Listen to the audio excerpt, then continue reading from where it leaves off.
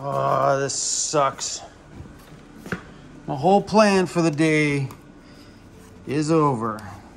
All this is oil. Oh, look how big that puddle is. All this came out of my differential. Oh, come on. Not what I wanted to do today. I just had the rear locker put in, and it looks like it's leaking out of some of the bolts. The whole thing, because that is a lot of oil. It's leaking from right here in the corner. Oh, this sucks. That's not at all what I had planned to do today, but I am glad that happened here in the shop instead of way out there in the backcountry, because driving out of the woods with no oil in the differential may have wrecked and destroyed all the work that we just had done on the inside of it. So that is a plus side of, nah, this just sucks.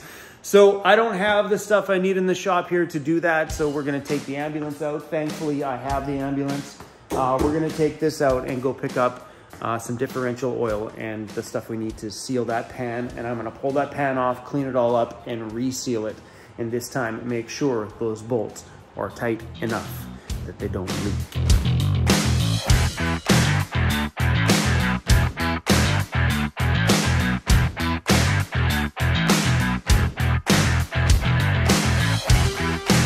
I picked up the supplies I need, and I got something else which we will go through as soon as we're done with the differential. This contains some pretty valuable information. I'll show you guys this in a second.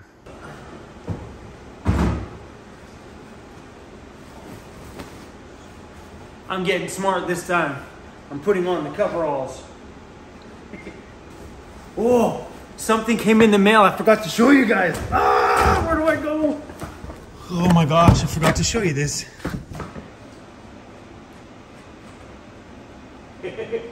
Right on the back of the coveralls. I got patches done. These turned out pretty good. They're shiny though. I wonder if that sheen will go away, but those turned out really good. That's a big patch. 15 inches. That'll look awesome right there. Boom. What do you think? And I got little ones for the front. Little tiny ones for the front pocket. Hey, that looks good. If you're wondering what's in here, Ryobi sent me a new drill for my van. So I have one of their like 5-year-old drills in my van, so they sent me a new one. Ooh. All right, we're getting sidetracked again.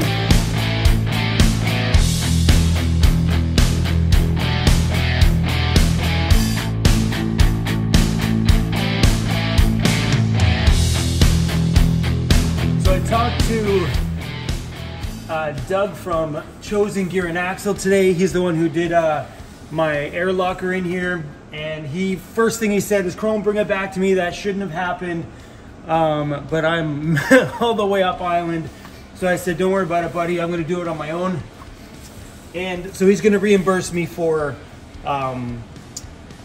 everything that I did here today, which is super awesome of him. I told him just add it to my bill the next time I'm over there, because I'm pretty sure the ambulance will make it there at some point.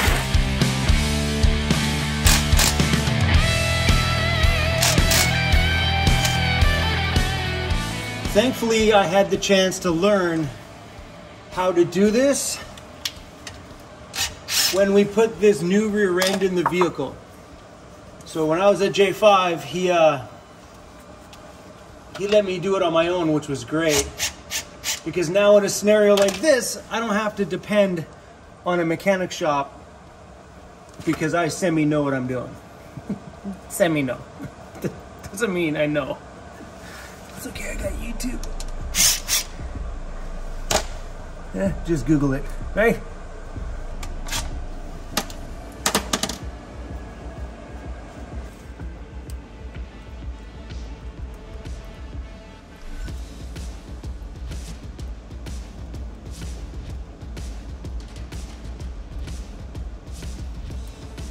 So if you ever wondered what the inside of my rear end looks like, this is it. It's got all brand new gears inside of there because we re-geared it last May because we put bigger tires on it, and it also contains that great big ARB air locker. That's a mighty impressive piece of equipment in there. We're just gonna let that drip for a bit. Okay, whoa. That's not my day-to-day. While that's doing its thing, let's take a look at this piece of paper that I have here.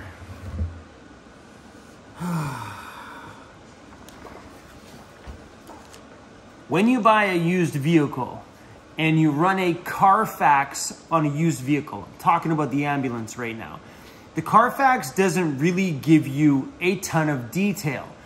And I noticed that my ambulance got serviced a lot at Parksville Chrysler, right not far from my shop. Pretty awesome. So I went to them today and I said, hey, do you guys have a record of any service that was done on this ambulance? He ran the VIN number and pulled me up 4 pages of service. So let's go through some of this stuff, see what's in here. The last known service on here was done in 2016. And since this service, my vehicle has 25,000 more kilometers since the last service that these guys had. So it lived out here a majority of its life. So the last one was diagnosed transmission, no reverse, it was towed in. Total on that bill was $387. It doesn't say what it was. Also in 2016, vehicle won't start, then started and died, switched to another battery. It started running, but bad exhaust smell. Saw smoke from dipstick tube. Maybe we should get that engine rebuilt. There's a lot here to do with exhaust smell. Inspected, also in 2016, inspected as customer complained of exhaust type smell inside of the cab. Well, this thing had a rough year that year, in 2016 as well. Customer reported highway speed cruise control, loss of gears, pulled over, no gears to restart, loss of transmission fluid, and was towed in. Also in 2016, there was a government inspection. There's an exhaust leak, overdrive on shifter flashing, replace diesel fuel filter. So the reason why I got this is I wanted to see if there was any like really big engine stuff done, like if they had done a rebuild or anything like that. And there was a lot of days, there's a lot of days on here. Those 2015, there's a lot of inspected for service because it won't start. This one goes back to 2014, man. Like, it spent a lot of time out here in Parksville. Brakes, headlamps, leaks, replace lug nuts. So if you're new around here, I bought that ambulance from a subscriber of our channel, and it has 1 million kilometers. 1 million! It actually runs really, really well. I took it into a diesel place here on the island when I first got it. It passed all inspections there. The guy's like, I don't know if it's ever been rebuilt or not, but it runs good, drives good, starts great, and has very little blow by, where it blows out stuff out the side. So it kind of got a clean bill of health. But I am feeling very uneasy about the 1 million kilometers. It has a 7.3 liter diesel, which is known to be a 1 million mile motor. If that's the case, I got 350,000 more kilometers to go before that hits 1 million miles. 1 million kilometers is way different than 1 million miles. But because it's really been on my mind, I've been doing a little research on it. I may take it to BD Diesel over on the mainland because I hear those guys are like the rock stars when it comes to diesel engines. And I'm debating, because it's got such high kilometers, I'm debating if I should just take it in and get it fully checked out and possibly completely rebuilt. For the reason that if I don't keep that and I need to resell it, I can't sell a vehicle with 1 million kilometers on it and feel good about it, you know? So it's more peace of mind to me knowing that the next person that buys it has a fully rebuilt, ready to go 7.3 liter diesel that probably will last them through the long haul, you know? But to sell a 1 million kilometer motor that I really don't know a lot about, kind of sketches me out. If I knew for sure that was gonna stay in the Vancity Vanlife family, I'd keep it the way it is. I'd drive that thing until it left me stranded. But because of right now, I'm not sure. Okay, let's go clean out the rest of that diff and get that thing sealed up. Check this out. Last service, 983,000 kilometers on the odometer in 2016. The odometer right now says 7,500 kilometers. That's it, 7,500 K. I kind of wish I got this thing before it rolled over, because it would have been awesome to give this thing a full engine overhaul right at 0. That would have been cool. This is all nice and cleaned up with brake cleaner. I got some of this sealant stuff here, and one continuous bead all the way around on the inside of all of the screw holes. Okay, there's the top.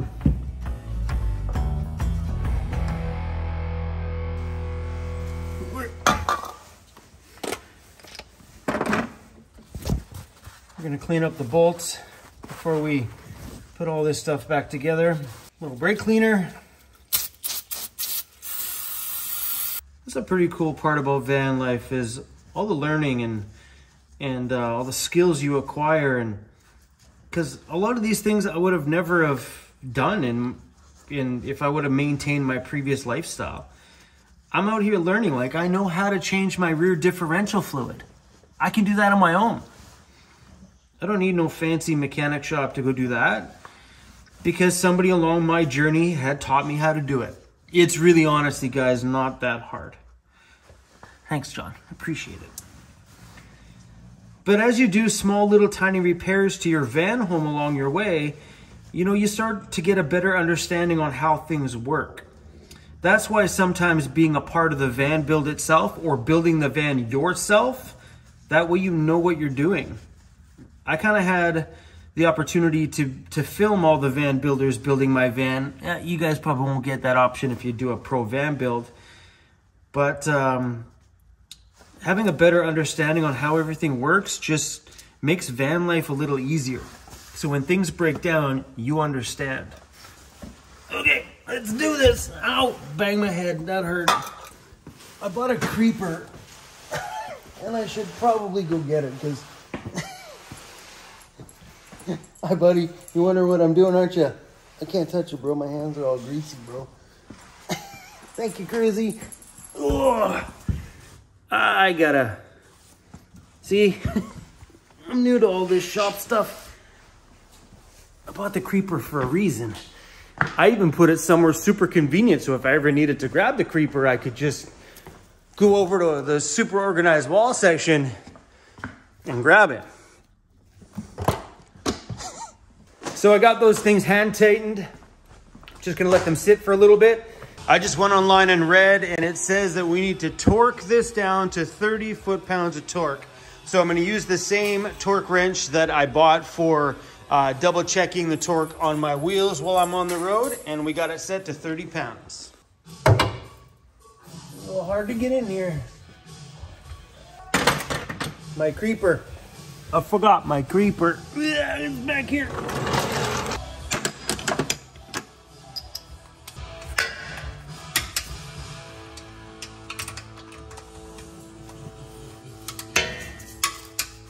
All right, the brake line here gets snapped into this top little clip there. And I think we're good to go. Don't laugh at me. Don't do it. I'm on eBay looking at big, huge, like Unimogs and big military trucks. Sometimes when I see these things, I can picture myself in those. you know in the future that could mean a whole lot of trouble. Dude, this thing's so cool. That thing is awesome. Don't worry, I'll finish the Ambo first.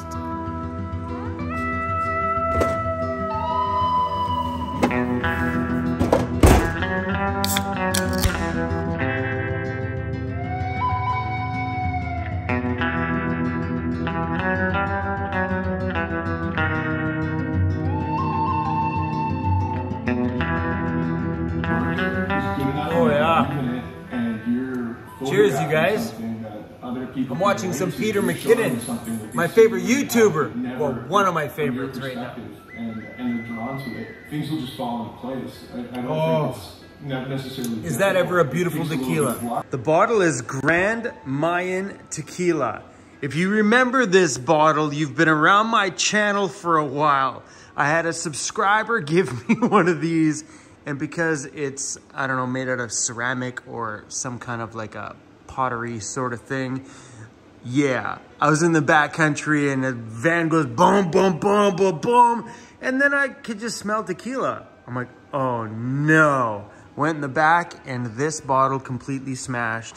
And it is such a beautiful bottle. You can see like the hand painted stuff on it. Amazing. So I had to buy myself another one. I love this guy. If you haven't checked out Peter McKinnon before, I highly suggest you do. So good. Just his shots look so damn good. Woo. This kind of stuff makes me want to buy a real camera. That shot. Oh, so good. Ooh-wee. And here I am using my iPhone. That looks amazing. Boom! Love this guy. It is all about the brand new Sony a7 IV. Now I've been using this camera since the day that it was released, and spoiler. Now I'm online looking at cameras. Probably not a good idea, bro. Making some pancakes, baby. I probably shouldn't be doing this late at night.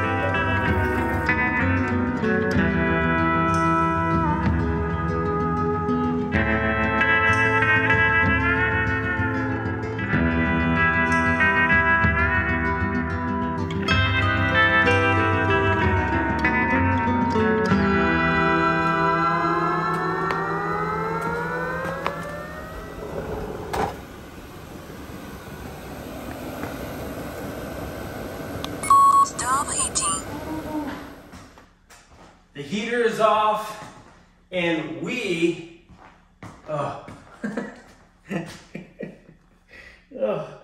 was just gonna say something, and all I could feel was, I probably shouldn't eat pancakes before bed, but I was hungry. I had this in my pocket. That's the sealant stuff we used on the rear differential. So we're sleeping inside the shop tonight, giving that a night to fully cure. Because I didn't want to squeeze it on there and add fluid and just hit the road and all of a sudden, again. I want to hit the backcountry tomorrow and leaving this for a full night to cure, because this here says you can put it back together and add fluid within an hour or so, but it takes 24 hours to fully cure. So we're going to leave this thing all night long, add some fluid in the morning, and hit the road into the backcountry tomorrow. So good. I can't believe today. I can't believe I get into the shop here and there's like oil everywhere. That completely sucked, but we're sleeping in the shop tonight. Home sweet home, baby.